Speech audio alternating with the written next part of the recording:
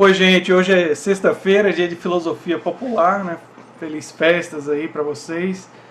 Mas eu queria fazer esse vídeo sobre o Game of Thrones porque eu acho que vocês sabem, eu gosto muito da série.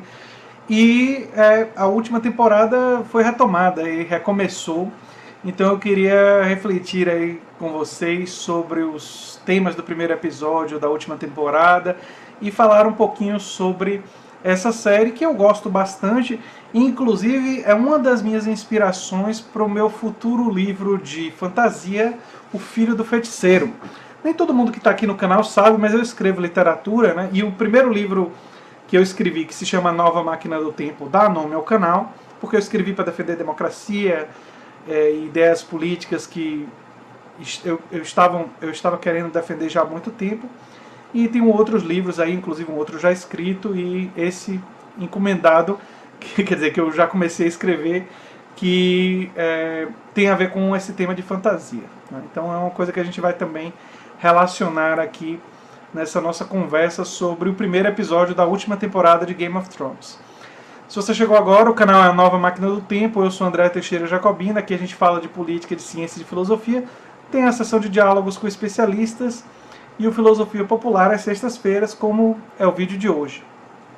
Esse episódio que já foi ao ar, e aqui nesse vídeo vão haver spoilers em relação a esse episódio, então se você não assistiu ainda, vá assistir o episódio e depois volte para assistir o nosso vídeo, a nossa reflexão.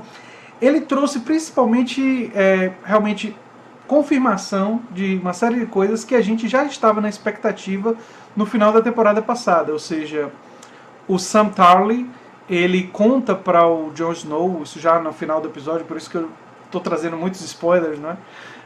Ele conta já para o Jon Snow que ele é Aegon Targaryen, quer dizer, que ele é um filho de Rhaegar Targaryen e Lyanna Stark, que era uma coisa que a gente estava esperando que acontecesse, e foi bom que eles tenham feito isso logo de cara no primeiro episódio, porque aí a gente já não fica na expectativa de quando isso vai acontecer.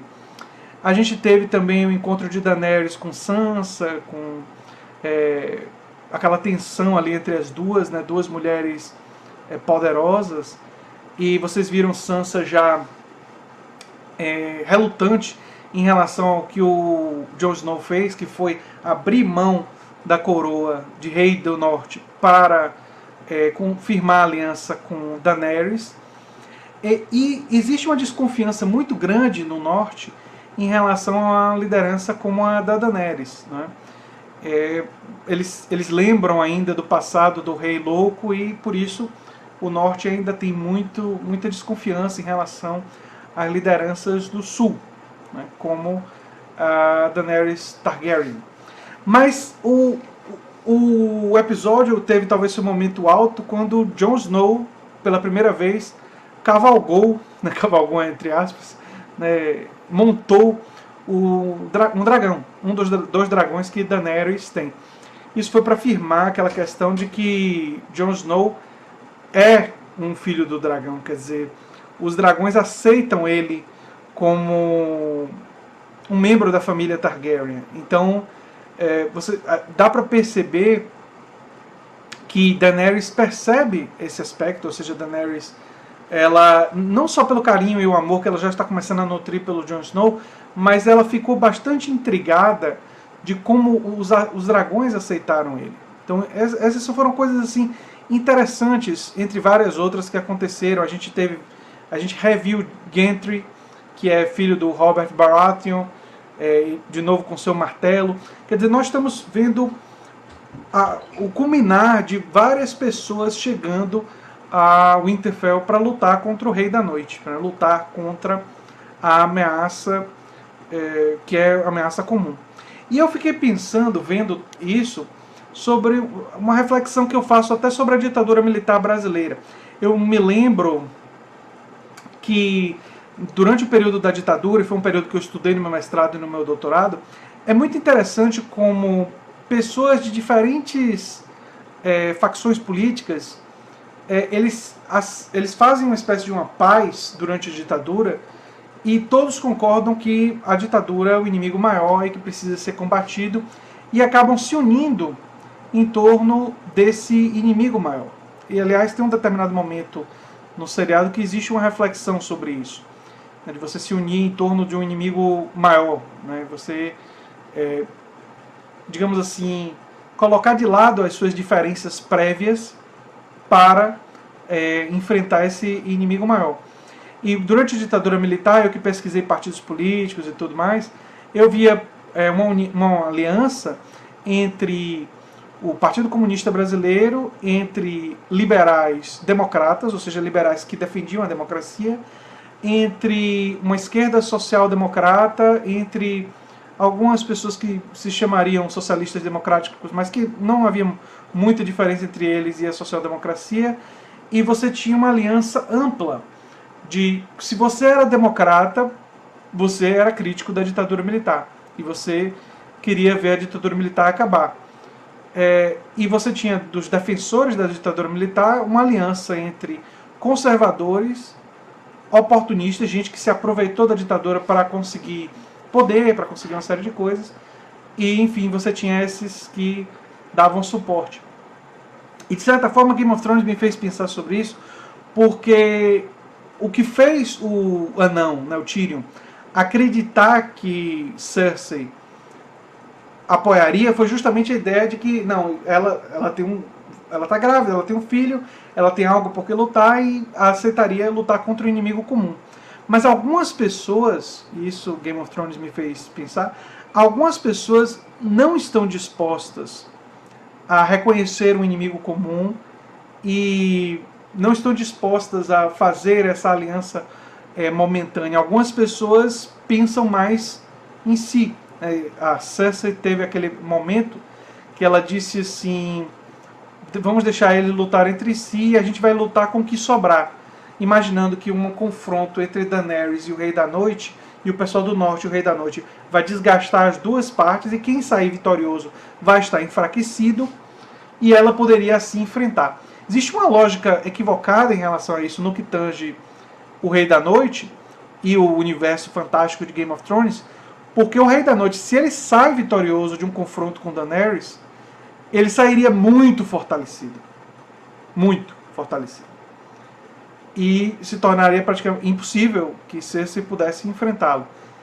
Então, só faz sentido o que ela disse se Daenerys e Jon Snow se saírem vitoriosos. Se for o Rei da Noite, como ele levanta os mortos em combate para fazer parte do seu exército, se ele sair vitorioso, ele vai sair muito mais fortalecido, né? Eu fiquei realmente pensando sobre essas coisas e pensando sobre a questão de alianças políticas dentro do contexto atual político brasileiro, porque nós temos no mundo, esquece Brasil, a ascensão de um pensamento neofascista. Isso está acontecendo no mundo todo. Né? Existem grupos neofascistas apoiando Trump, existem grupos neofascistas apoiando Bolsonaro, existem grupos neofascistas apoiando Le Pen na França, existem grupos neofascistas apoiando Salvini lá na Itália, e, enfim, espalhado pelo mundo inteiro. Então, para combater o fascismo e o neofascismo, para combater esse inimigo que é xenófobo, que mobiliza forças machistas, que mobiliza sentimentos nacionalistas autoritários, no meu ponto de vista, e é isso que eu tenho defendido aqui no canal, o campo democrático teria que estrategicamente e momentaneamente dizer o que nos une é muito mais forte do que nos separa, e o que nos separa do neofascismo é um abismo, é grande demais. Então nós temos que fazer essa união.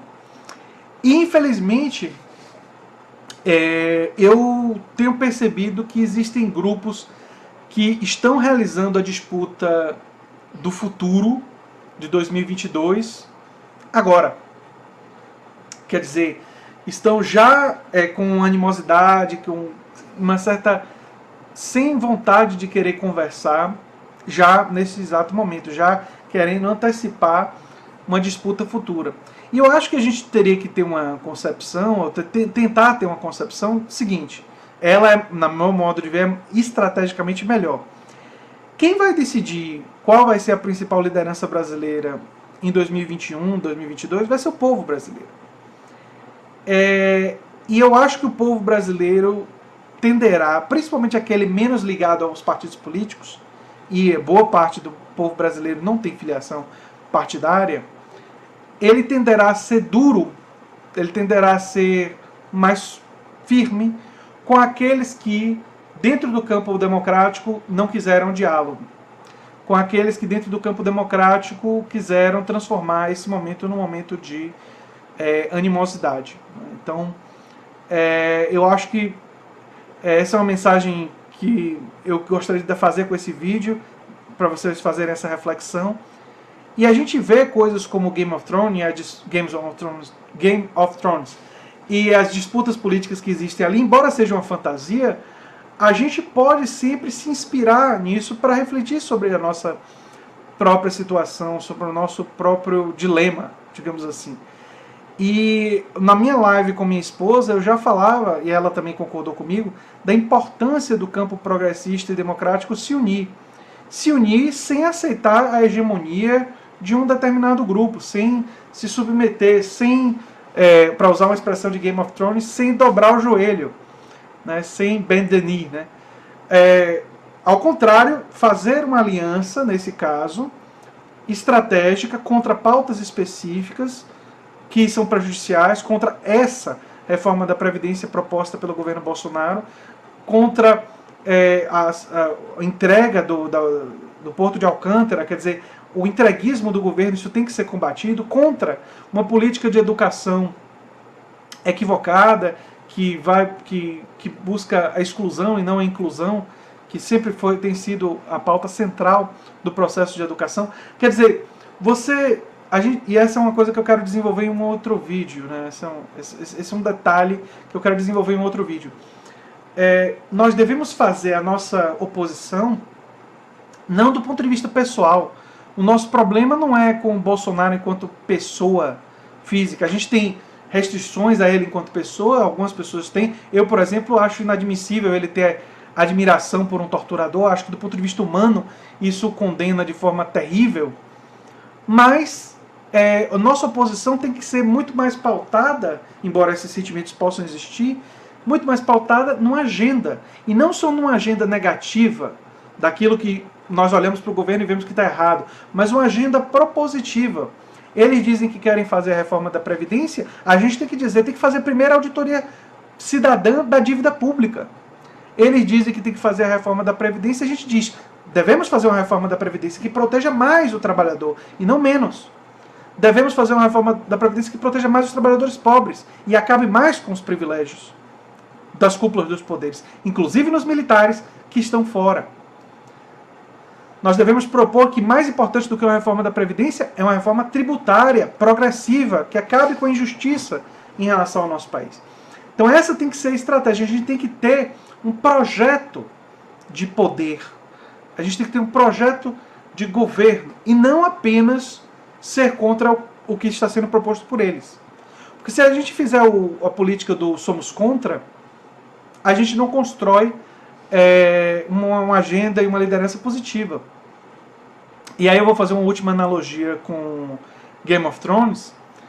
O que fez lideranças como Daenerys e como Jon Snow serem amados por aqueles que passaram a ver eles como grandes lideranças, não foi o fato de um ser visto como filho de Ned Stark, que a gente sabe que não é, e a outra ser filha de uma família dos Targaryen. Não foi herança genética, não foi aquilo que eles fizeram. Foi o fato de Daenerys ter ido contra a escravidão.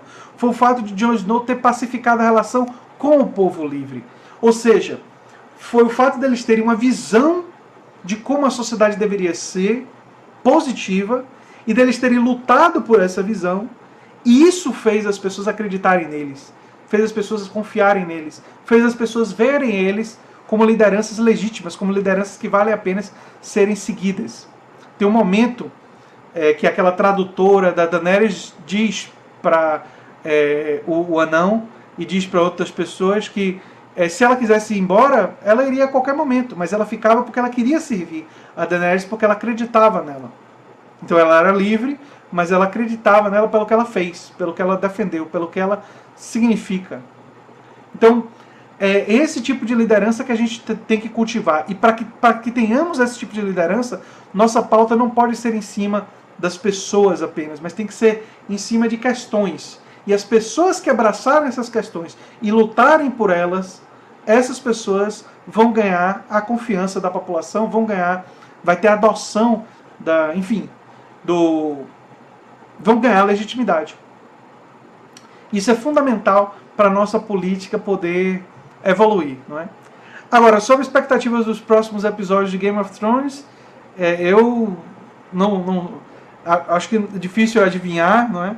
Mas eu posso até mais para frente fazer um filosofia popular projetando certas coisas que podem acontecer e, claro, com uma boa dose de margem de erro, não é? Porque eu não vi o roteiro, mas a gente pode fazer essa especulação como parte de um elemento de distração, de divertimento, já que esse seriado que eu gosto tanto está prestes a acabar.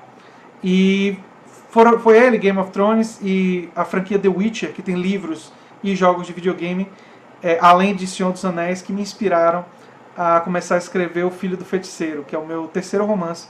Eu já escrevi A Nova Máquina do Tempo, e já escrevi também Canto Escuro, que já tem na Amazon, mas eu ainda tá com um pseudônimo lá.